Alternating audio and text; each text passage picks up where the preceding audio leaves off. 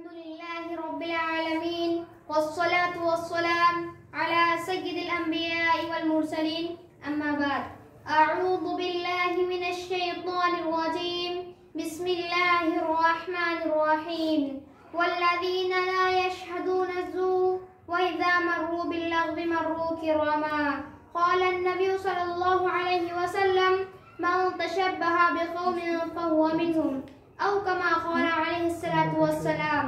मुअज़्ज़ज़ उलमा इकराम और मुहतरम सामाईन इज़ाम, अस्सलामु अलैकुम व रहमतुल्लाहि व बरकातुहू। आज मैं आप हज़रात के सामने ख़त्म नबुव्वत और इर्तिदाद इस मौजू पर कुछ लबकुशाई करना चाहता हूँ। हज़रात, ये एक नाक़ाबिल इनकार हकीकत है कि इस दुनिया के रंगो बू में हमेशा ही से हक़ व बातिल की कशमकश और टक्कर रही है। कोई दौर इससे खाली नहीं है।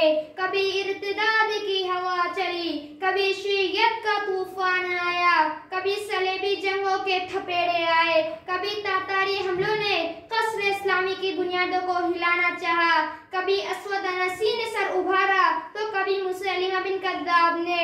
लेकिन हाज़िरीन इकराम, ये अम्र भी निस्फुन नहार की तरह आया है कि जब भी बातिल सामने आया तो हक ने उसकी आंखों में आंखें डाल के बातें की है। चुनांचे नमरूद ने सर उठाया तो इब्राहिम अलैहिस्सलाम पैदा हुए, फिरौन ने जन्म लिया तो मूसा अलैहिस्सलाम नमूदा हुए, मुसैलिमा बिन कज़्ज़ाब नबुव्वत का झूठा दावा लेकर सामने आया तो हजरत अबू बकर सिद्दीक़ रज़ियल्लाहु अन्हु ने उसका सर कुचला। लेकिन आज पूरी दुनिया एक ऐसे मगरिबी तूफान के फितने में मुब्तला है जो माजी के तमाम तर शुरू बिदन से बदरजा उला खतरनाक है। फहिया रिद्दतुन वला अबू बकर लहा, ये एक ऐसा इर्तिदाद है जिसकी सरखूबी के लिए कोई अबू बकर नजर नहीं आता। इस्लामी तारीख ने बारहा मुख्तलिफ शक्लों में इर्तिदाद का सामना किया, मगर वो इर्तिदाद जुज़वी इर्तिदाद था।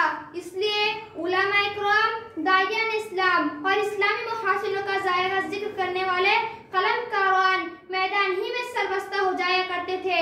लेकिन आज जिस इर्तिदाद ने सारे आलम इस्लाम को अपने दायरे में समेट लिया है, ये वो इर्तिदाद है जो कि साबिक़ों तमाम इर्तिदादों से फैलने में और सख्ती में बढ़कर है, जिससे कोई मुल्क नहीं बचा, कोई कौम नहीं बची, कोई मुआशरा नहीं बचा, बल्कि कोई खानदान नहीं बचा।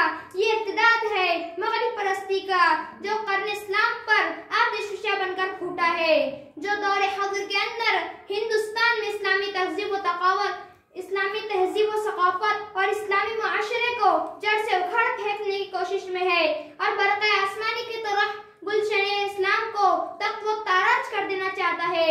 ये उन यहूदियों की इजाद है जिन्होंने इस्लाम की बुनियादों का इनकार किया, गैब का इनकार किया, वही का इनकार किया, आसमानी शरीयतों का इनकार किया, अल्लाह का इनकार किया, कुरान का इनकार किया, नबुव्वत का इनकार किया और यहाँ तक के हिंदुस्तान के नाम नहाद रजाल को खरीद कर नबुव्वत का दावा करवाया, खुदाई का दावा करवाया, गलत अकायद का दावा करवाया। इसी पर बस नहीं, बल्कि अहले सुन्नत वल जमात को छोड़कर तमाम फिरक़े सोसाइटियाँ उन्हीं की इजाद है और तारीख का बतौर से यह बात भी खुलकर आई जाती है कि आज बढ़ती हुई बिदात की फरावानी भी उन्हीं के नजरियात व अकाइद से मानकूद है।